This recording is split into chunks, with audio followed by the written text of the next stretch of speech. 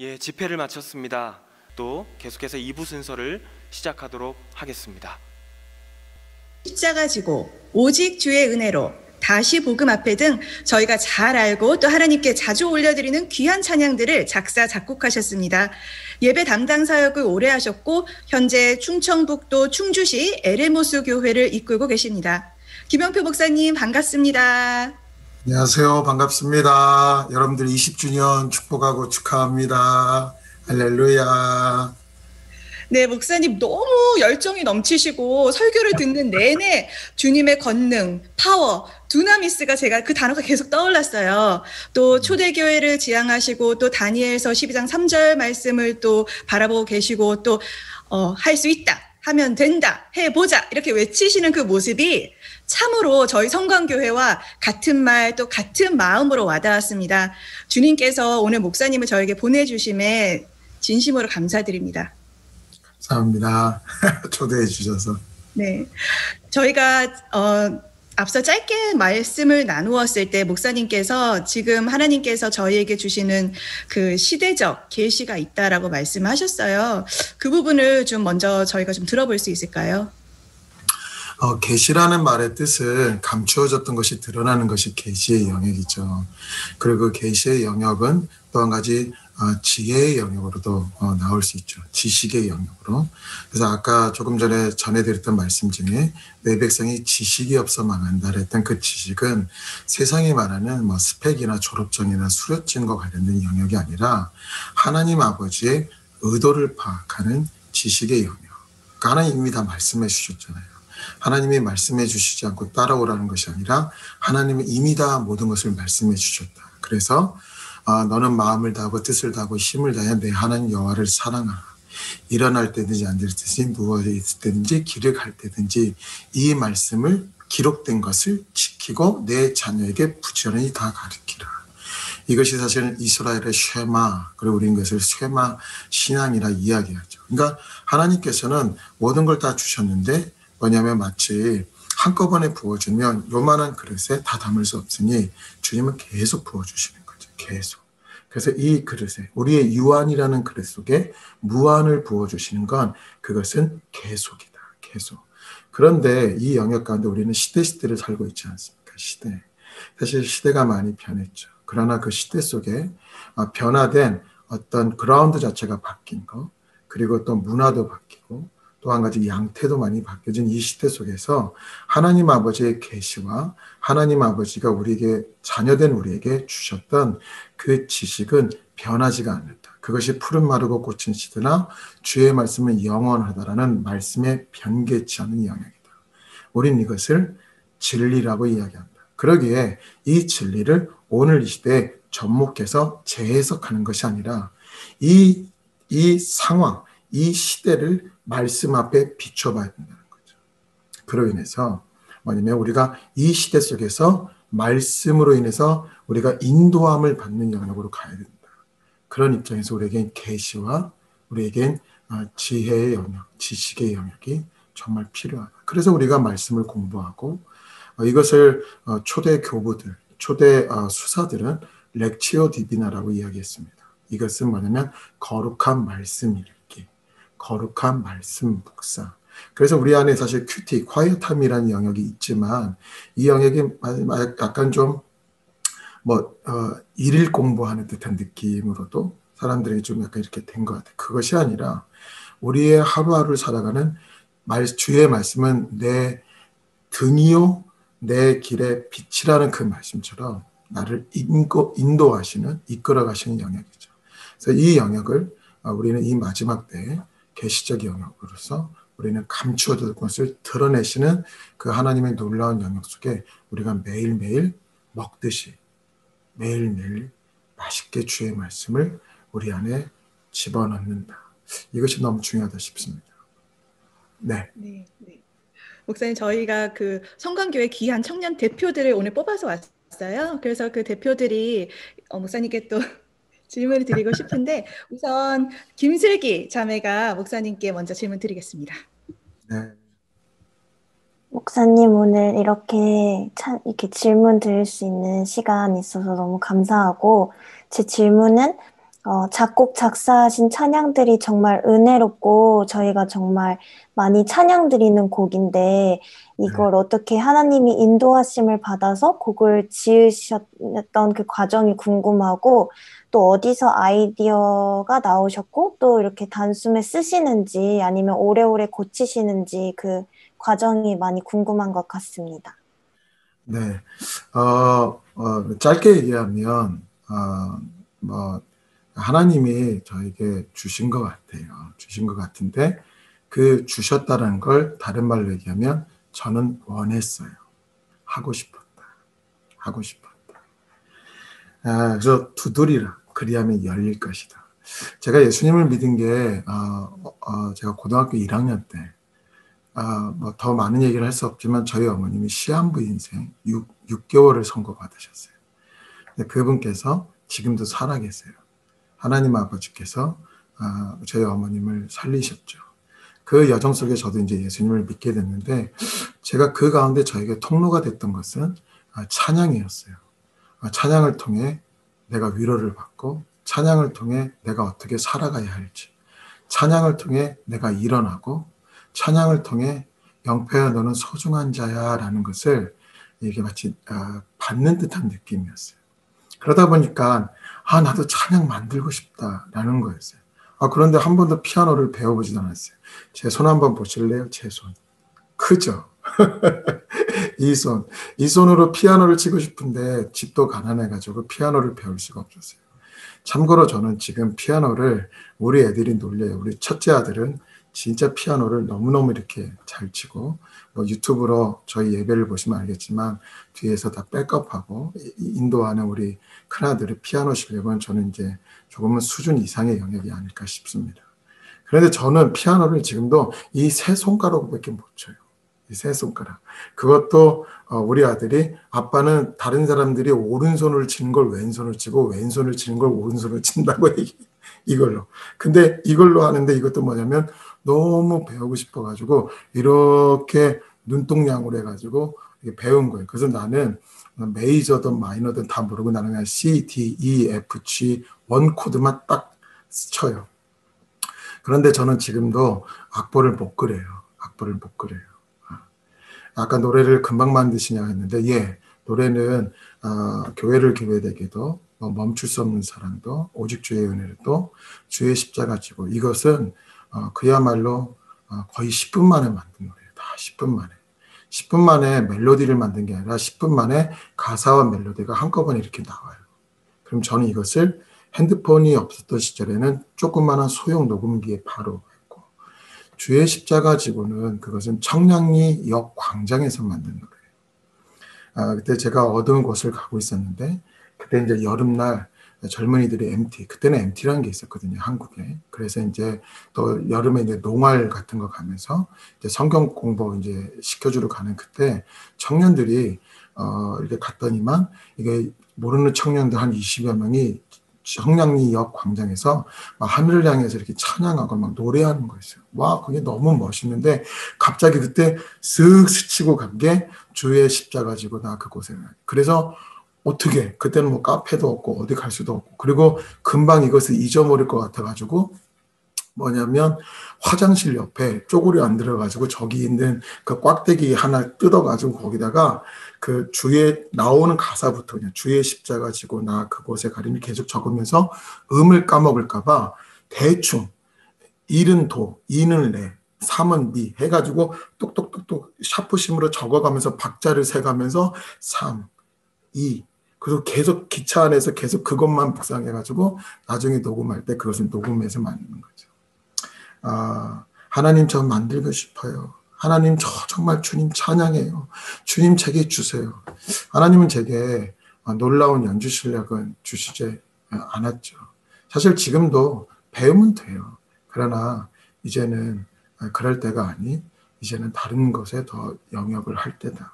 내가 좋은 것을 하는 것도 좋지만 지금의 때에 합당한 것을 하는 것이 좋겠다는 것이 제겐 지혜로 다가왔고 그래서 저는 녹음해서 하면 제 핸드폰에 한 10명 정도의 제가 만든 노래를 악보로 그려줄 수 있는 사람들이 이렇게 이름이 돼 있어요. 네이밍.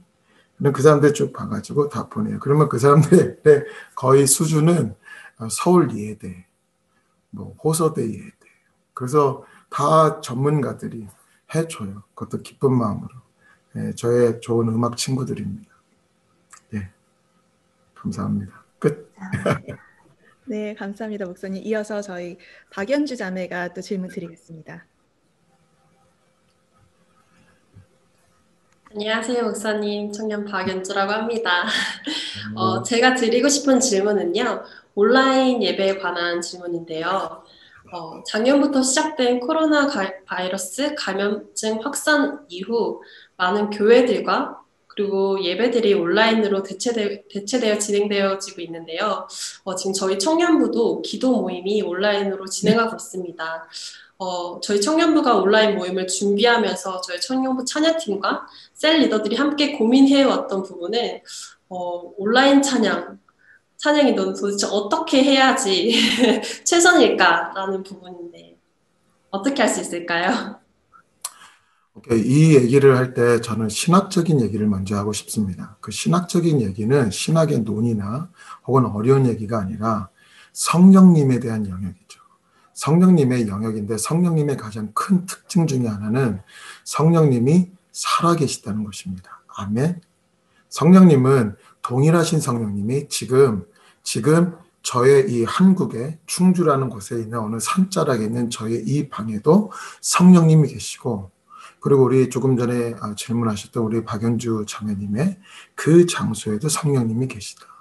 우리 집사님에게도 김슬기 자매, 우리 김림근, 손지연, 백종선 이 모든 분들에게도 지금 성령님이 계시다 안 계신다?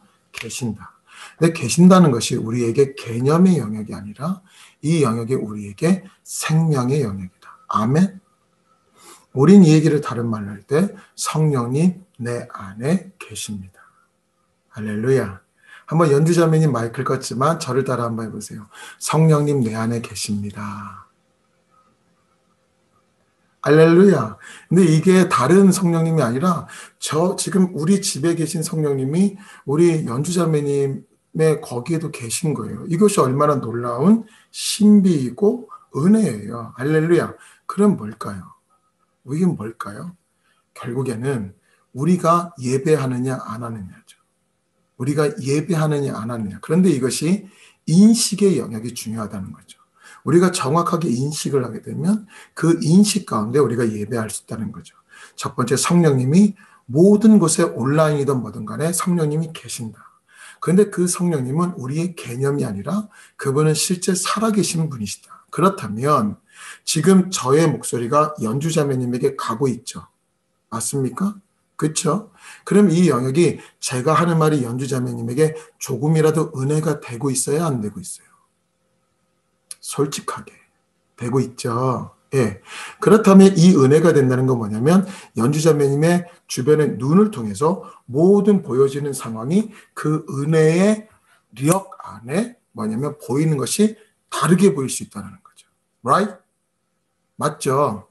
이것이 뭐냐면 온라인 예배를 할지라도 기름 부음은 흘러간다. 기름 부음은 흘러간다. 기름 부음이 흘러온다. 기름 부음이 흘러온다. 이 안에 뭐냐면 코이노니아도 있는 거죠. 성도의 교제. 이 안에 디다체. 성도의 교육하는 영역이 있죠. 이 안에 계시를 풀어내는 캐리그마도 갈 수 있다는 거죠. 할렐루야. 아멘. 그러게 뭐예요? 온라인이기 때문에 어렵다? 오케이. 그럴 수 있죠. 그러나 온라인이라는 영역을 새로운 그라운드로 볼 때 우리는 새롭게 시작할 수 있고 할 수 있고 하면 되고 해보자라는 거죠. 그럼 뭘까요?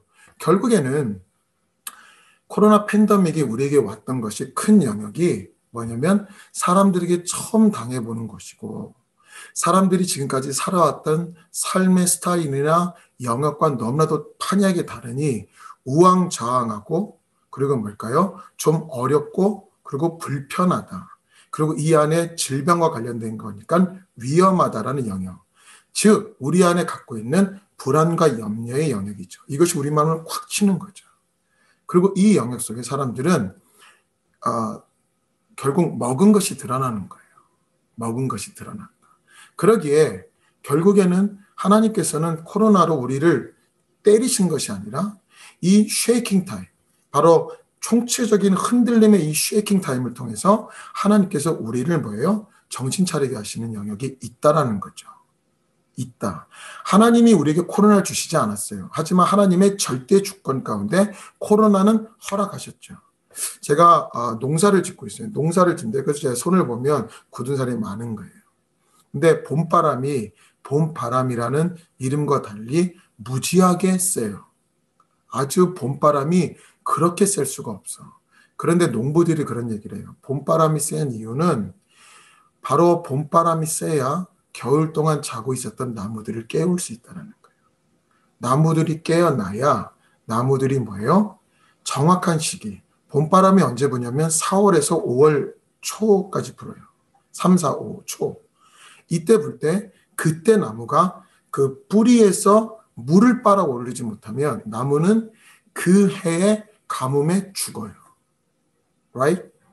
알겠어요? 이건 동일한 거예요. 쉐이킹 타임 때 우리가 어떻게 지금 이 쉐이킹 타임 때 우리가 생명력을 빨아오를 것인가요? 7년의 풍년을 준비해야 7년의 흉년을 대비할 수 있어요. 아멘? 그러기에 온라인이냐 뭐냐의 영역이 아니에요. 또 한 가지, 우리 연주자매님이 이런 고민을 하시는 건 아마 예배를 인도하시고 반주하는 사람으로서의 그 책임감일 것이다. 그 책임감을 버려라. 그것은 fear다. 그것은 거짓 책임감이다. 그 거짓 책임감 가운데 자기의 영혼을 놓지 말아라. 아멘? 거짓 책임감을 버려요. 하물며 이 얘기는 교육자들에게도 하고 싶은 얘기. 우리 교육자가 성도들을 돌보는 것은 분명하나 결국에는 각자의 책임이라는 거죠. 각자의 책임. 그렇다면 뭘까요? 왜 거짓 책임감이 생겼냐? 우리는 예배를 얘기할 때 신학적으로도 십자가를 이야기합니다. 수직적인 예배와 수평적인 예배. 바로 우리가 하나님을 향해서 수직적으로 올라가는 예배와 함께 성도들을 바라봐야 되는 수평적 예배. 그래서 뭐 곡을 성도들이 아는 것을 한 해 만에 그리고 찬양 시간을 몇 분까지 해야지만 그 다음에 이렇게 넘기네 등등의 그냥 영역들을 많이 생각한다. 그런데 우리가 기름 부음을 주고받는 영역 속에선 우리가 수평적인 생각은 좀 차후로 두자. 그리고 수직적인 영역으로 올라가라. 바로 하나님께만 온전히 올려드리는 제사적 영역으로, 이 제사는 율법의 영역이 아니라 바로 주님께 올려드리는 향기의 영역으로, 바로 내 마음에 그리스도의 편지를 올려드려라. 그랬을 때 이것에 반응하는 사람들이 있다 없다? 있다. 그들과 함께 그들을 마중물로 써서 그들과 함께 불을 지펴라.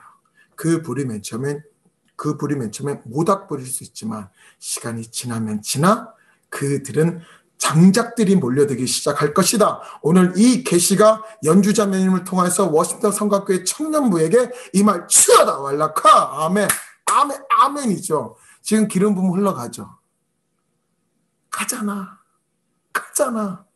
우리 지금 온라인으로 하고 있는데 가잖아. 아멘. 아멘. 아멘. 아멘. 아멘. 이 영역을 흘려보내라. 할 수 있다. 하면 된다. 아멘. 해보자. 아멘. 이게 해도 안 돼. 그럼 나처럼 머리를 다 깎아. 농담 조크. 예, 오케이. 예, 여기까지. 알았죠, 연주자매님? 네, 감사합니다. 마라나타. 아멘. 네, 목사님. 아멘. 할렐루야입니다, 목사님.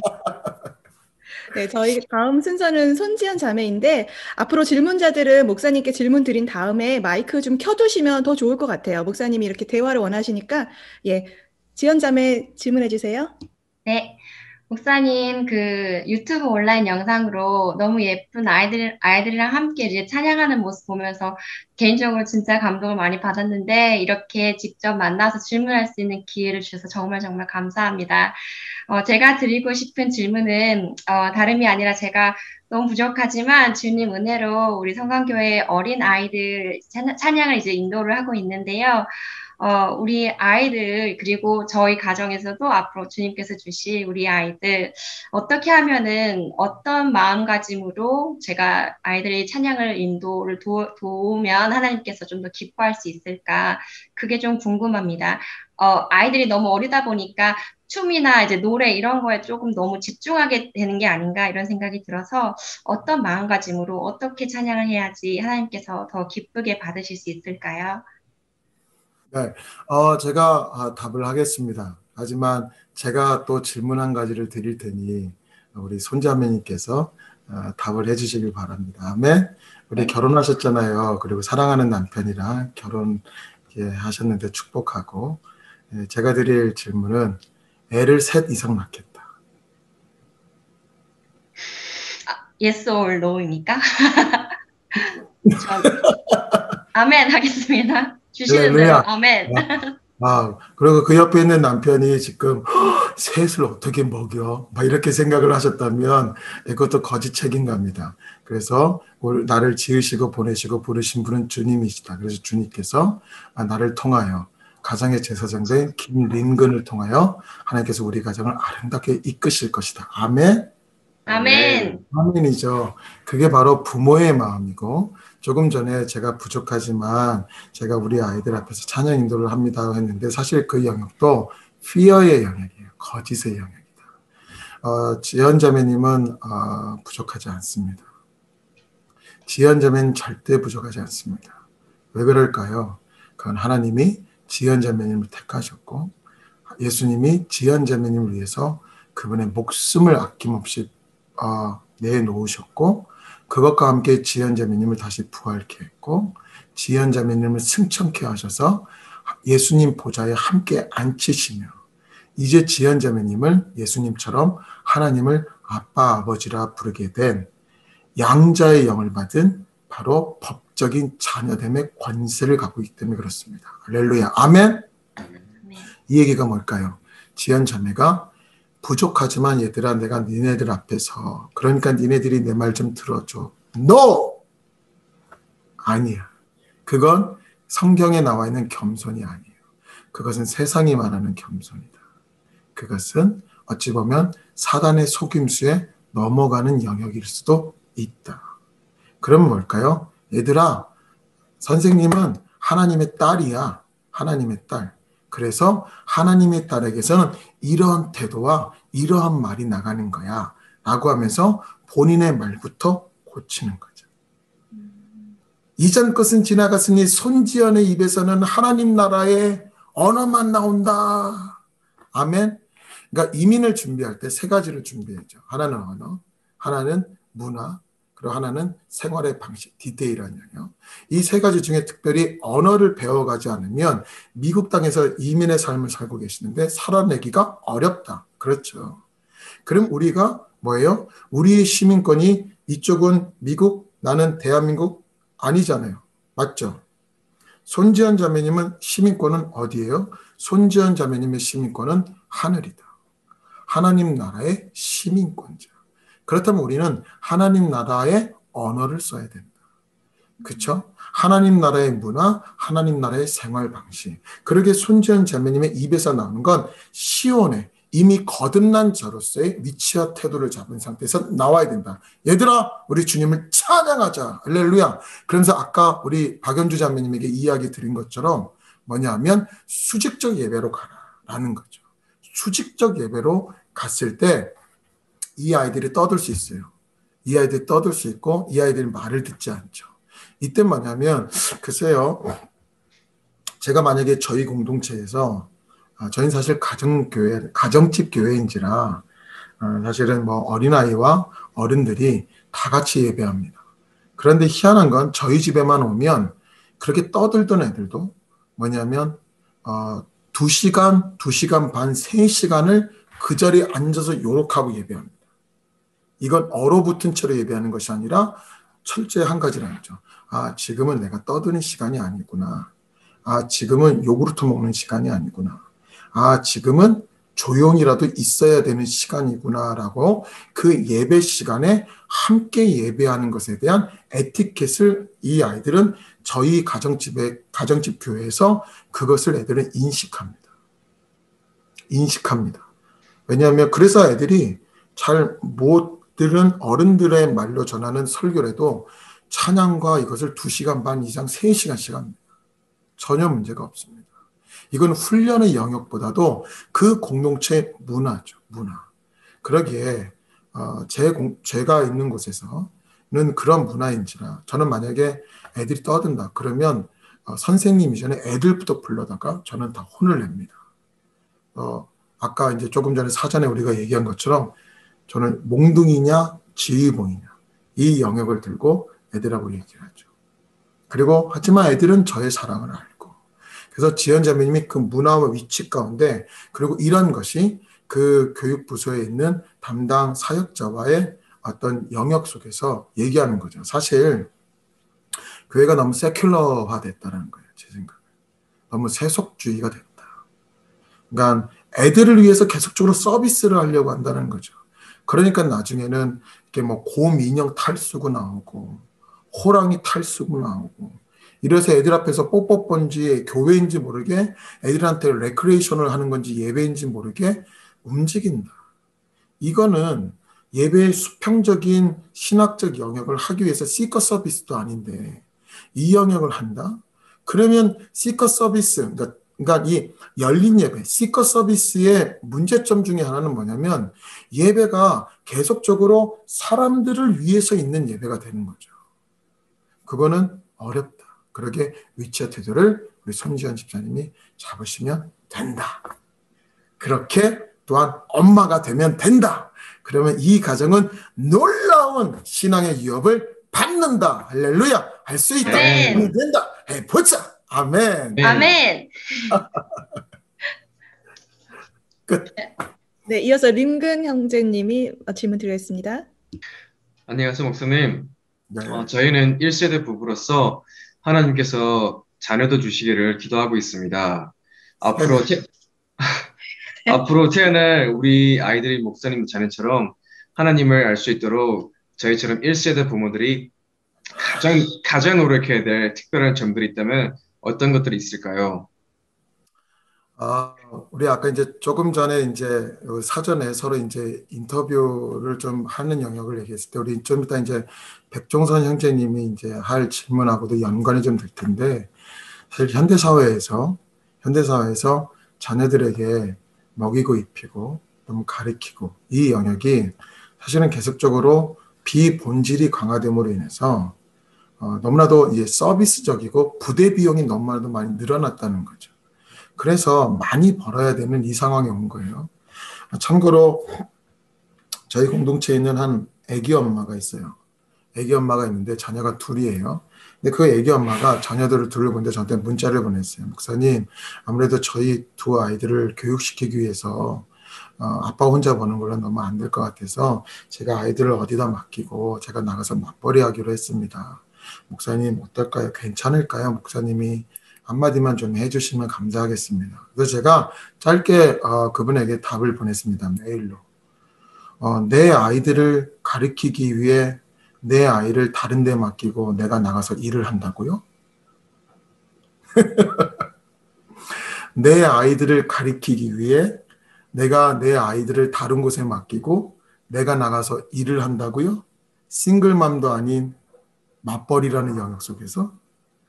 제가 그렇게 문자를 보내고 저는 잘 모르겠는데요 하고 제가 그냥 보냈습니다.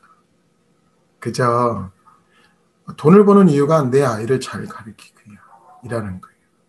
근데 그러기 위해서 내 아이를 다른 데 맡기고 나는 또 다른 데 가서 일을 한다는 거예요. 이게 뭘까요? 이것이 어찌 보면 서서히 익어가는 개구리와도 같다는 거죠. 결국에는 종선 형제에게 얘기하고 싶은 Y의 영역이라는 거죠. Y. 근데 사실은 조금만 더 얘기하자면 제가 지금 산에 사는데 저를 초대해 준 우리 신요한 목사님, 그 목사님께서 제가 2013년도에 어떻게 교회를 사임했는지를 저랑 같은 사무실을 썼기 때문에 옆에서 보셨습니다. 사실은 만만하지 않았죠. 만만하지 않았죠. 뭐 교회에 뭐 개척 자금을 지원받아서 개척하는 개념도 아니고, 사실 지금 가정집 교회라 하지만 이것도 없었어요. 그냥 우리 산으로 가자. 우리 그냥 산으로 가자. 그것도 제 아내가 얘기를 한 거죠. 여보, 꼬박꼬박 매달 교회에서 나오는 사례비 가지고 우리가 사는 거 감사하지만 이건 믿음이 아닌 것 같아. 우리는 꼬박꼬박이라는 게 있잖아. 우리가 믿음을 쓰자. 근데 제가 너무나도 좀 만만치 않더라고요. 그것이 제게 있는 거짓 책임감 때문에. 뭘 먹고 살까? 어떻게 살까? 어떻게 해야 되는 걸까? 이것이 있더라고요. 그때 우리 아내가, 여보, 당신 예배부 목사인데 솔직히 당신 집에 들어오면 지쳐 쓰러지잖아. 당신이 우리 애들 어떻게 사는지 알아? 당신이 우리 애들과 함께 가정예배 제대로 한번 잘 드려봤어? 이것이 10여 년 전 제 아내가 저에게 한 말이었습니다. 그 당시 저는 이미 주의 십자가 지고를 썼고, 오직 주의 은혜로라는 노래도 만들었고, 이미 교회를 교회되게, 예배를 예배되게, 그것은 저의 진실이었으나 사실 그 진실과 위배된, 이것은 완벽주의를 얘기하는 것이 아니라 위배된 삶을 살았죠. 결국에 왜 결혼했을까요? 왜 자녀를 낳을까요?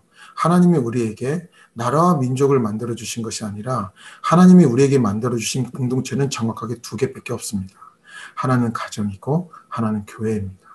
그렇다면 하나님께서 우리에게 결혼을 축복하고, 제가 조금 전에 아내 되시는 우리 손자매님에게 약속하자고, 애 셋 이상 낳자고, 제가 이런 얘기를 왜 했을까요? 그것은 바로 하나님 아버지께서 두 분을 통하여 땅을 정복하고 다스리고 땅에 충만하라.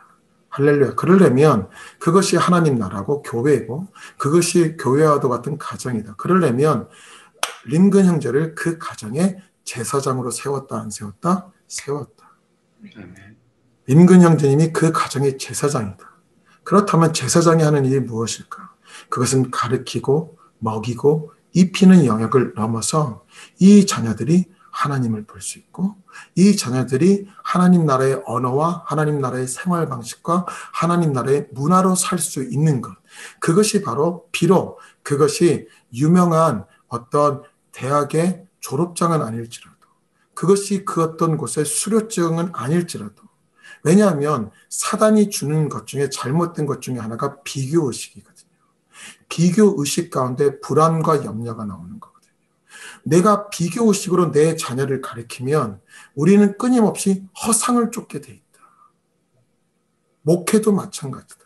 그렇다면 나는 성경 말씀대로 우리 자녀들을 가리키는 것, 그것이 바로 아버지로서 깨어있다. 그것이 바로 아버지가 가정의 제사장이다. 이 영역의 위치와 태도를 확 잡게 되면, 그때 아내는 친구를 넘어, 아내는 여성을 넘어, 아내는 나를 돕는 현숙한 여인의 위치에 있게 된다. 그러면 가정이 왜 문제가 있을까요? 왜 부부관계가 문제 있을까요? 그것은 결혼을 해서일까요? 그러면 결혼을 안 해도 힘들다면서요. 후회할 거라면서요. 그럼 결국 뭐냐는 거죠. 하나님의 뜻은 결혼이에요. 그래서 저는 결혼을 이야기합니다. 그런데 문제는 결혼을 했고 나서 우리가 만약 차를 샀잖아요. 차를 샀어요. 그러면 차를 사면 우리가 반드시 해야 될 것이 뭐냐면 좋은 드라이빙이에요. 좋은 드라이빙을 하기 위해선 정확하게 4개의 바퀴를 얼라이먼트 해야 돼요. 이 얼라이먼트, 이것이 가정의 정렬이다. 아멘. 가정의 정렬은 위치와 태도를 잡는 것이다. 그런데 먹이고 가르치고 입히는 영역 때문에 가정을 등한시했다. 그래서 아내가 저한테, 여보, 우리 믿음을 쓰자. 여보, 하나님이 가르쳐준 이 놀라운 가정을 우리 회복하자. 그래서 제가 13년도에 교회를 그만두고, 그리고 지금의 이 모습으로, 그리고 그때는 강원도 오지로 들어갔습니다. 강원도 태백이라는 곳.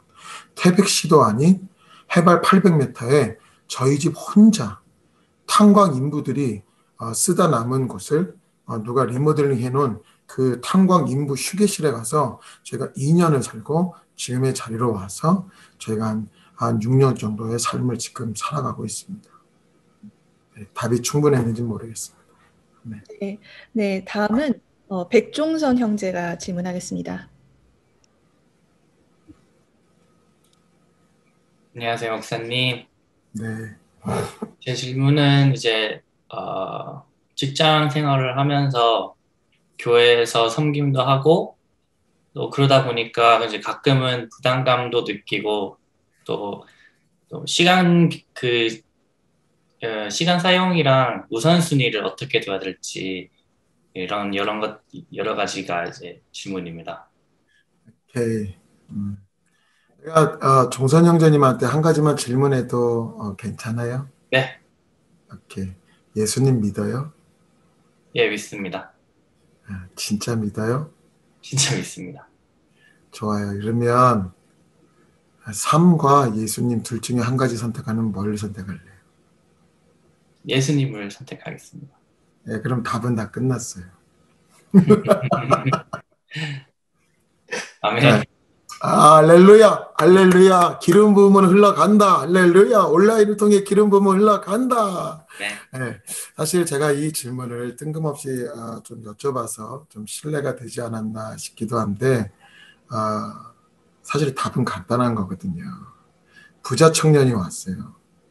저에게 영생, 저에게 영원한 생명을 어떻게 하면 저를 가질 수 있나요? 구제도 하고 그리고 많은 가난한 사람들을 돕고 착하고 부모님을 잘 공경하고 그런데 그에게는 끊임없이 뭐냐면 영원한 삶에 대한 진리에 대한 갈망이 있었죠. 예수님께서 그를 정확히 보셨죠. 네가 가진 모든 것을 다 가난한 자들에게 주고 나를 따르라. 그것을 우리는 자칫 도덕적 관점이나 율법적 관점 가운데 내가 모든 것을 다 주님께 드려야 되는 거구나. 혹은 예수님 믿는 사람은 가난해야 되는 거구나. 이런 식으로 성경을 잘못 해석할 수 있다. 그렇지 않다. 하물며 우리는 팔복의 첫 번째 심령이 가난한 자는 복이 있나니 이 얘기를 커뮤니스트들, 사회주의자들이 잘못 갖다 썼다. 그래서 해방신학 같은 것도 만들었다. 그게 아니다라는 거죠. 우리가 사전에 서로 좀 이야기했을 때 제가 이 질문을 됐을 때 제가 종선 형제님에게 Y가 중요하다. Y. 내가 왜 회사를 다니느냐? 내가 왜 예수님을 믿느냐? 라는 거죠. 그것 가운데 우리에게 답이 정말 성경이 예수님만이 길이요 진리요 생명이라는 그 성경의 답이 내가 예스 아멘으로 내가 나의 답으로 얘기할 수 있다면 나는 Y가 명확한 거죠. 나는 하나님을 위해서 산다. 근데 그 하나님이 뭐냐면 하인과 종의 역할로서 하나님을 위해서 사는 것이 아니라 그 하나님께서 나를 자녀되게 하셨다. 그러기에 하나님의 것이 다 내 것이다라는 거죠. 아멘? 아멘. 이건 맞잖아요. 상속이라는 게 있어요. 상속. 그래서 진짜 블러드 패밀리든 롤 패밀리든 간에 상관없이 법적으로 그것이 가족이거나 그러니까 부모님과 자녀의 개념이 되면 롤이든 아니면 블러드든 간에 상관이 없이 그 영역은 우리에게 법적인 효력이 있다 없다? 있다라는 거죠. 그런데 뭐예요? 우리가 하나님 아버지를 아빠, 아버지라 부르게 되었다. 아멘. 백종선 선생님 저를 따라서 하나님은 나의 아버지이십니다. 시작. 하나님은 나의 아버지이십니다. 아멘. 이 속에 담긴 뜻, 그것은 사랑하는 종선아, 내 거 다 네 거야. 내 거 다 네 거야. 그러면 무엇이 나를 이렇게 힘들게 만들 거야? 무엇이 나를 이렇게 마치 일 중독도 아닌데 교회에서도 성실해야 되고 회사에서도 밑에서 치고 올라오고 밑에서 위에서는 내려오는 이 샌드위치 현상을 내가 어떻게 이겨야 될까? 이건 뭐냐면 결국에는 동일하게 얘기했듯이 이것은 나의 위치와 태도를 잡는 것이라는 거죠. 그래서 패턴 오브 디스 월드, 세상의 패턴을 따르지 말고 마음을 새롭게 함으로 변화를 받아. 바로 종선 형제님 안에 있는 바로 감정, 감각, 그리고 성격, 성향, 성질, 이것이 변화를 받아 하나님 아버지의 선하시고 기쁘시고 온전하신 뜻이 무엇인지 분별하라. 종선아, 이 길로 가자. 이것이 아버지의 뒤를 따르는 자녀됨의 길이다 라고 주님이 말씀하시는 거죠. 매일매일 순간순간. 그러게 뭐예요? 매일매일 먹어야죠. 매일매일 영의 양식. 왜냐하면 백종선은 영이니까. 아멘. 할 수 있다. 할 수 있다. 이것도 하고 저것도 하고 no! 그거 원하지 않아. 이것도 하고 저것도 하고가 아니라 우리는 뭐요? 하나님의 자녀로 할 수 있다. 하면 된다. 해보자. 화이팅! 감사합니다. 아멘. 네, 마지막으로 저희 교회 청년부 윤한성 청년이 질문 드리겠습니다. 안녕하세요, 목사님. 질문들이 다 너무 좋아가지고 되게 잘 듣고 있었는데, 제가 이제 드리고 싶은 질문은 두 가지인데, 첫 번째는 이제 목사님이 쓰셨던 찬양 중, 우리에겐 소원이 하나 있는데, 이거는 어떤 심령으로 쓰셨는지, 전에 그 질문에서 어떤 식으로 이제 곡을 쓰셨는지 말씀해 주셨는데, 이 질문은 특히 이 찬양에서 중요하다고 생각하시는 메시지가 있으면 그것이 무엇인지 좀 듣고 싶고요. 또 다른 거는 이제 교회에 대해서 질문인데, 지금 현재 교회에 대해서 목사님이 잠깐 말씀하셨는데, 혹시 개선해야 되거나 회개하며 나아가야 될 것들이 있다면 무엇인지 목사님의 생각을 좀 듣고 싶습니다. 두 번째 질문 좀 다시 한 번만 해주실래요? 두 번째 질문. 네, 지금 이 시대의 교회가 목사님의 관점에서 어떻게 보이는지가 궁금하고요. 변해야 될 게 있다면은 어떤 식으로 변해야 되는지, 아니면 개선이나 회개에 나가야 되는지, 그것이 좀 궁금합니다. 우리 아까 맨 처음 질문 우리 슬기자매님이 하셨던 그 곡 쓰는 거 관련해서 제가 고등학교 1학년 때 어머님의 그 시한부 인생의 영역으로 제가 예수님을 믿었잖아요. 그때 저는 정말 너무 예수님이 좋았어요. 왜냐하면 나는 망한 인생이었거든요. 망하고 비교의식 당하고 왜 태어났을까? 언제 죽는 것일까? 이 생각을 굉장히 많이 했어요. 고등학교 때. 그때 예수님 저에게 소망이 되어주셨고 예수님 저에게 생명이 되어주셨어요. 감사합니다. 그 가운데 저는 교회 생활을 했고 그 속에서 제게 있는 것은 교회에 대한 사랑이었어요.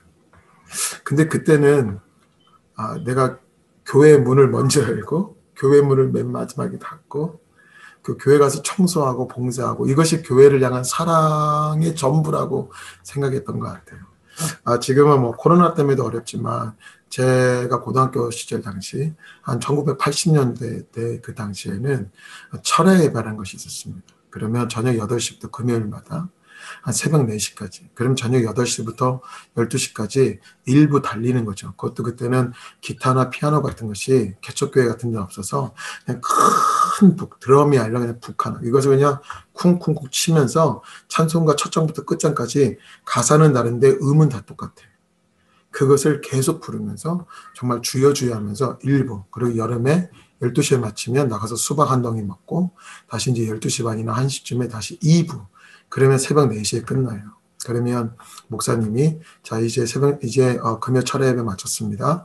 자 이제 1시간 후 이제 5시부터 토요일 새벽 예배 하겠습니다. 원하시는 분들은 교회에서 쪽잠 주무시고 그 다음에 이제 또 이제 가셔야 될 분들 가십시오 하면 나는 거기서 쪽잠을 잤어.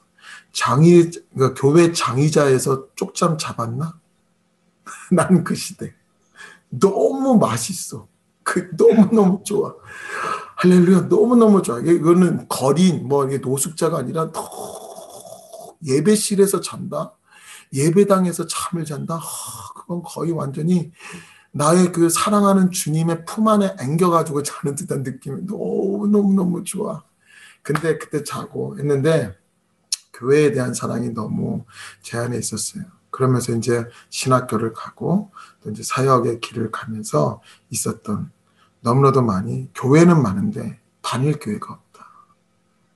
성도들은 많은데 믿을 만한 성도도 별로 없다. 목회자도 많은데 따라야 할 목회자가 없다. 이 에릭 프롬이 이야기했던 풍요 속의 빈곤. 풍요로운데 정작 뭐 하려니 빈곤하다. 남자는 많은데 결혼할 놈이 없다.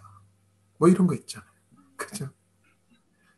정말 이 풍요 속의 빈곤이 너무 많은 거예요. 그럼 그것이 뭘까? 그것이 가짜와 진짜의 영역일까? 그게 아니라 우리가 본질로 향해 나아가는 영역이 필요하다. 그거 가운데 주님이 어떠한 특별한 여정을 통해서 특별한 어떤 사연을 통해서 교회를 교회되게 예배를 예배되게 하셨습니다. 그런데 이 영에서 저는 교회와 예배라는 메시지가 제일 중요합니다. 그 이유는 교회에 대해서 왜 중요한지는 이따 두 번째 질문과 연관하고 저는 예배와 관련해서 짧게 얘기하면 우리 연주자매님, 우리 손지연 자매님 오늘 저랑 얘기 끝나고 시편 149편을 보세요. 특별히 어린이 찬양 인도하시는 손지연 자매님은 시편 8편을 보세요. 시편 149편에는 하이 프레이즈가 나옵니다. 하이 프레이즈. 모든 성도의 입술에 있는 우리의 기도와 찬양으로 열왕을 결박하고 쇠수랑으로 묶어버리게 할 수 있는 그 권세와 권능을 시편 149편에서 찬양하는 자들에게 주셨다. 할렐루야, 아멘. 찬양은 결코 설교 전에 사람들 마음 오픈 마인드 혹은 사람들 머닝하는 시간이 아니다. 아멘. 이 위치 가운데 이것을 성경이 말하는 말씀을 통해 위치를 잡으라. 그토록 소중하고 또 한 가지 시편 8편에 보면 어린아이의 입술을 통하여 뭐요? 사람들을 어른들을 부끄럽게 만들겠다는 말이 있어요. 그래서 손지연 집사님이랑 함께하는 그 어린아이들이 성경에서 말하는 어린아이가 될 수 있다 없다? 된다.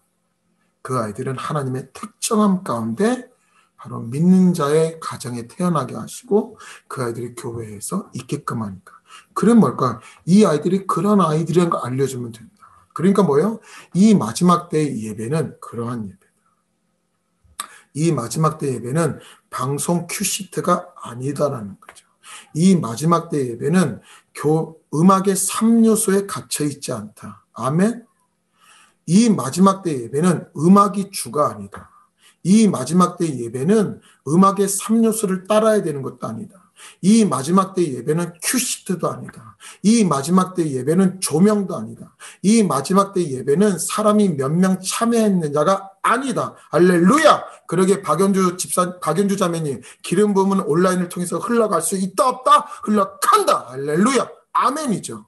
이 영역. 그래서 내가 지금 여러분들 막 붐업시키는 게 아니지 않습니까? 말씀을 통해. 그러니까 그러한 교회를 교회되게 하고 예배를 예배되게 하는 것. 근데 교회를 교회되게 하고 예배를 예배되게 한다. 이 영역은 뭘까요? 아까 말했듯이 계시가 있고 시대적 상황과 징조가 있단 말이에요. 그럼 이런 영역 때 우리가 믿는 자로서 믿음, 진리를 잡아가기 위해서 우리가 어떻게 해야 되느냐. 그것은 바로 시절을 살았던 우리의 선배들의 모습을 보면 된다는 것이죠. 선배들의 모습을 보면 된다. 교회하면 가장 먼저 떠오르는 것은 중세교회가 아니라 초대교회다. 초대교회다. 초대교회는 그야말로 아무것도 없었다. 근데 다른 게 있었어요. 다른 게 뭐냐면 지금 우리는 예수님 믿는 것 아무나 믿어요. 맞죠? 그리고 누가 새로운 사람이라도 교회에 딱 오면 너무나도 기뻐. 그래가지고 바로 옆에 딱 붙어. 누가 새신자 담당 교역자가 딱 옆에 붙어. 그래가지고 팔짱을 확 껴. 도망 못 가도록. 초대교회는 그게 아니었다. 초대교회는 뭐였냐면 그야말로 목숨을 내놨다. 이런 십자가 걸지도 못했다. 커바디스 도미네라는 커바디스 영화 보게 되면 로마에 가서 어떤 사람의 집정관 앞에 그때는 종이가 없었으니 모래에다 썼잖아요. 모래에다가 물고기 한 마리 그려놓고 쓱 덮었다. I'm Christian이라는 거죠. 그러니까 초대교회와 지금은 너무나도 다르다. 그라운드 자체가. 그런데 서서히 팬데믹을 통해 코로나를 통해서 초대교회의 양상으로 가고 있다. 그것이 이제는 법제화를 통해서 그래서 교회가 핍박의 영역으로 그리고 교회는 마치 중국 교회처럼 두 개로 나뉜다. 하나는 정부 밑에 있는 삼자교회와 혹은 모든 것을 다 뭐예요? 모든 보호와 법적인 보호와 법적인 도움을 받을 수 있는 모두 다 끊고 지하로 내려가는 가정교회 형태로 나눠지게 됩니다. 그래서 결국에는 믿는 자와 믿지 않는 자의 전투가 아니라 믿는 자들끼리의 양과 염소의 나눔 그리고 우편과 왼편의 나눔으로 간다. 근데 그 시작점이 전 세계적으로 일어난 것이 팬데믹이다. 그렇다면 우리가 봐야 할 걸 그건 초대교회를 봐라. 초대교회를 단 한마디로 이야기할 수 있다. 그건 바로 초대교회는 승리하는 교회였다. 초대교회는 세상을 다스리는 교회다. 정사와 권세를 가진 자를 우리가 혈과 육의 싸움이 아니었기에 정사와 권세를 가진 자를 우리는 기도와 말씀과 선행과 그리스도의 몸됨을 통하여 우리는 드러냈다. 그래서 우리가 세상의 빛이다. 이 영역 가운데 초대교회는 승리하는 교회, 다스리는 교회로 영역이 일어났었다.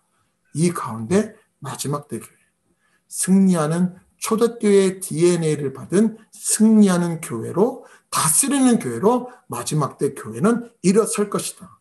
그러게 교회는 재편되기 시작할 것이다. 그건 너무나도 소중한 로컬의 영역이 있으나 이젠 팬데믹으로 온라인으로 풀어져 버렸다. 그리고 뭐예요?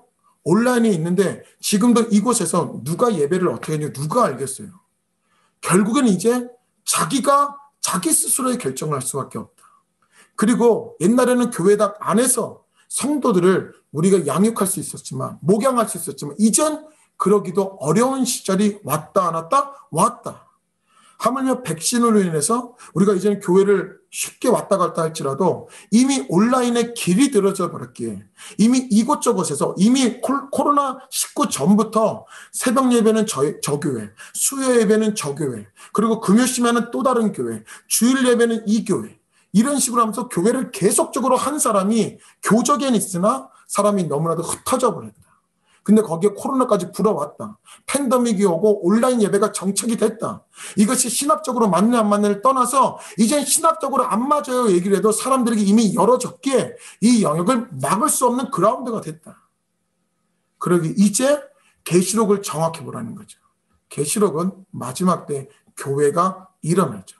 그 교회는 재림하시는 신랑 되신 예수님을 맞이할 신부들의 교회가 아니라 신부의 교회. 복수가 아니라 단수죠. 왜요? 하나님은 교회를 여러 군데를 만들어 놓지 않으셨어요. 하나님은 다만 전도와 선교의 영역에 있어서 하나님은 하나님 나라 차원의 교회를 세우신 거죠. 사도들을 통해. 그 일을 여러분들이 사도행전 29장에 그 영역 가운데 선교 완성을 위해 여러분들의 1년의 재정 50%를 넘어 75%까지 선교를 향해 쓰려고 하지 않습니까? 이건 뭘까요? 교회들을 세우나. 이건 뭐예요? 워싱턴 성광교회와도 같은 교회를 세우기 위한 것이다. 그러면 하나님 나라 차원, 성경의 차원에서 우리의 교회는 하나다라는 거죠. 이젠 네 성도 내 성도도 없어지는 사회가 올 거예요. 이제는 너네 목사님 내 목사님도 없어지는 상태가 올 거라는 거죠. 결국엔 진리를 알지니 진리가 너희를 자유케 하리라. 이 마음 속에, 이 말씀 속에 들어오는 시대가 우리에게 펼쳐졌다. 축복합니다, 여러분들. 아멘. 감사합니다. 예, 목사님. 예, 목사님 말씀 듣고 있으니까 정말 마라나타, 주 예수여 어서 오시옵소서. 그런 마음이 막 들어요. 네, 목사님. 예, 목사님 오늘 귀한 시간 너무 감사드리고요. 저희 워싱턴 성광교회 지난 20년을 인도해 주신 주님께 감사하며 또 앞으로의 20년을 생각하는 주님의 축제에 이렇게 영으로 함께해 주시니 정말 감사드립니다, 목사님. 예, 유튜브 에레모스 언컷 스톤을 통해서 저희 목사님 계속해서 뵙겠습니다. 목사님 저희를 위해서 기도해 주세요. 하나님 아버지, 다시 한번 20주년 주님 맞이하게 계신 주님을 찬양합니다. 이미 주님 장군감이고 이미 주님 장성한 분량에 있으며 하나님 귀한 성도들 한 분 한 분이 각각 곳곳에 주님 포진되어 있는 정말 견고한 하나님의 몸입니다. 주님, 그러게 이 교회를 통해 지내왔던 20년을 넘어 또 다른 20년, 어쩌면 주님 20년 안에 예수님 오실 수 있지도 않을까요? 주님, 지금도 이렇게 빠르게 사회가 변화되고 그 변화가 우리를 옥죄는데 주님 20년 후에 삶 안에 주님 어떻게 이 사회는 변화되어 있고 우리 사람들은 어떠한 세상을 살아갈까요? 그 속에 내 아내가 있고 그 속에 내 남편이 있으며 그 20년이라는 시대 속에 내 아이들이 태어나고 자라갈 텐데 주님 그러기에 겁먹지 않습니다. 주님 그러기에 두려워하지 않습니다. 음부의 권세가 해할 수 없는 교회를 이 반석 위에 세운다.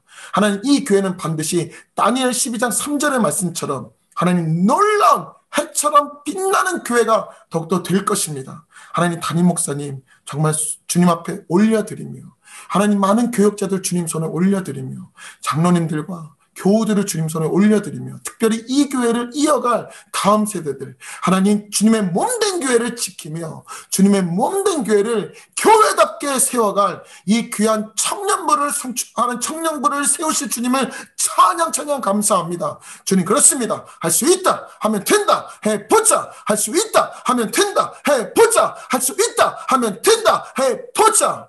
나의 꿈과 나의 소망이 주님이시기에 나는 모든 것을 하겠습니다. 나는 모든 것을 해보겠습니다. 나는 모든 것을 하면 됩니다.